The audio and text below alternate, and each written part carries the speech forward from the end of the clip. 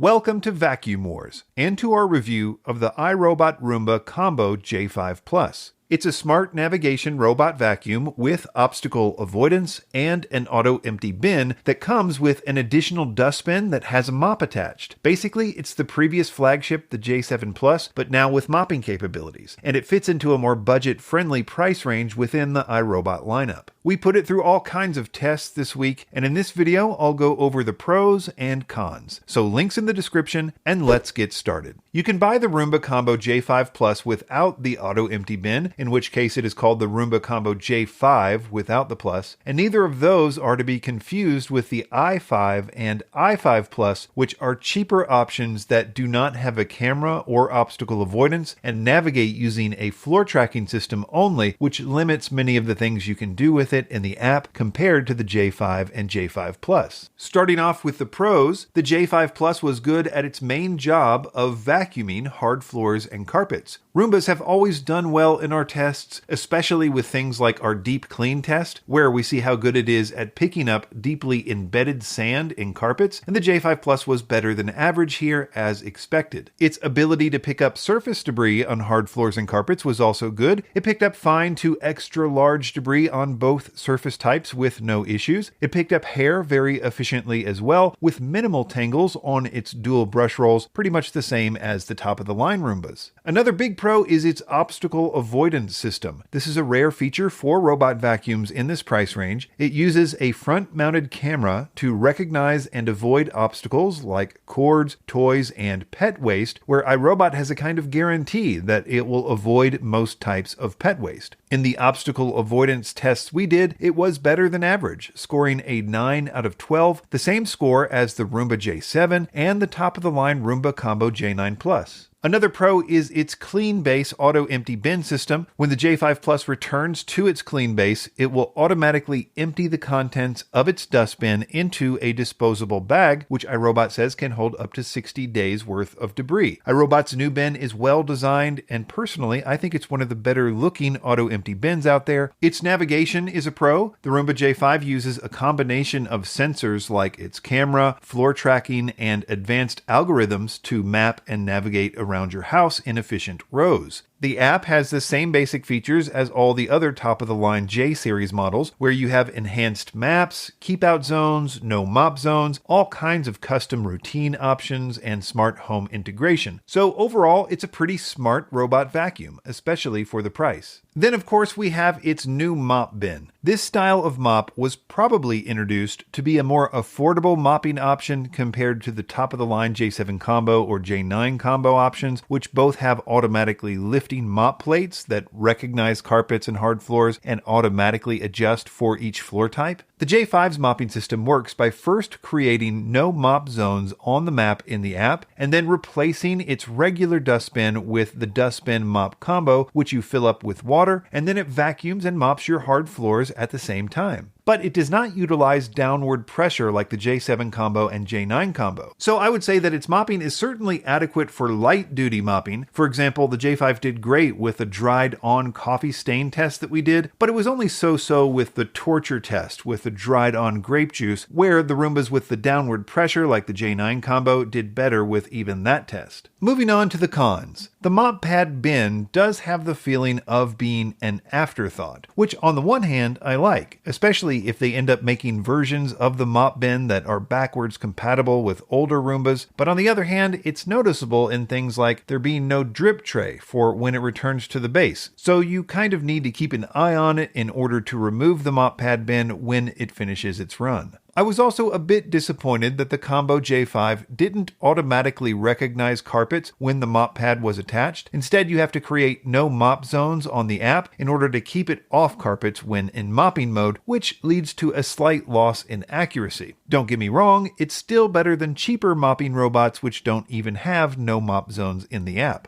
One of the big things for me with the Combo J5 is the price. The price seems to have varied a lot from week to week, and the price dramatically affects whether or not I think it's a buy. On the one hand, if it's being offered at a deep discount off its list price, like the J5, the one without the bin is at the time of making this video, then it is a no-brainer deal, because at that price, it's way better than 99% of the low to mid-range robot vacuum mops out there, especially because it has obstacle avoidance. But on the other hand, if it's priced like the J5 Combo is this week, which is only about 10% off list, then it's a more difficult decision. And in that case, it may be that you get more value by spending a few extra dollars on one of their more expensive models. You can check out our full video about the specific differences with the specs and features with the current Roomba lineup, and I will link that in the description as well as on the screen. Be sure to subscribe to Vacuum Wars before you leave, and thanks for watching. All of the links in our description section are updated regularly to reflect our current favorite vacuums in multiple categories. If you don't know where to start, check out our latest Vacuum Buyer's Guide video linked here.